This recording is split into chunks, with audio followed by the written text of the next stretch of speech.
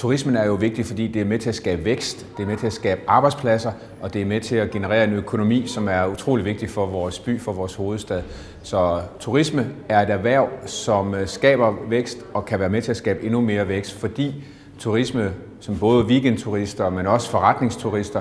også er døren til for mange mennesker at komme til vores hovedstad, lære den at kende og måske endda blive fremtidens arbejdskraft i København. Vi vil jo gerne være med til at skabe ny vækst og ikke mindst grøn vækst, og derfor vil vi også gerne åbne op for vores universiteter og vores læreanstalter,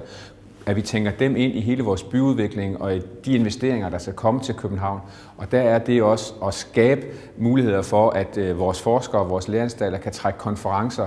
ting til byen, der skaber opmærksomhed omkring byen, men som til gengæld også betyder meget for turismeerhvervet i forhold til konferencer og seminarer og alt det der, kongresser, alt det der kan skabe noget liv også for turismeerhvervet i København, det vil vi gerne være med til at understøtte. Det, som jeg har set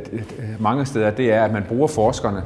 de dygtige folk fra universiteterne, til at være ambassadører for det at få kongresser, konferencer til byen, og det vil vi gerne også være med til at understøtte, og jeg håber også, at Wonderful Copenhagen kan være med til at skabe sådan et ambassadørkorps af de folk fra vores læreanstalter, som er i frontforskning, er med, der hvor tingene sker, at de også tænker i, at de kan skabe noget for turismebranchen i København ved, at de anbefaler, at næste konference, den skal altså ligge i København. Jeg vil rigtig gerne, at vi får en multiarena til København. En multiarena, som vi skal tænke rigtig meget i, hvad skal indholdet være, fordi derfor at bygge et nyt hus, nogle mursten, det er ikke den vanskelige opgave. Den vanskelige opgave, det er at få en forretning, få tilstrækkeligt indhold ind i en multiarena. Det er det, vi er i gang med at undersøge,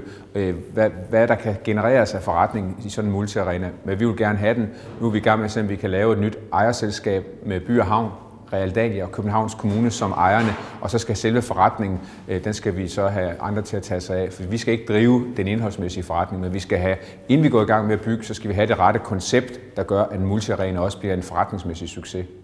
Jeg tør ikke at sætte noget årstal på, men jeg hellere træffe den rigtige beslutning frem for en forceret beslutning.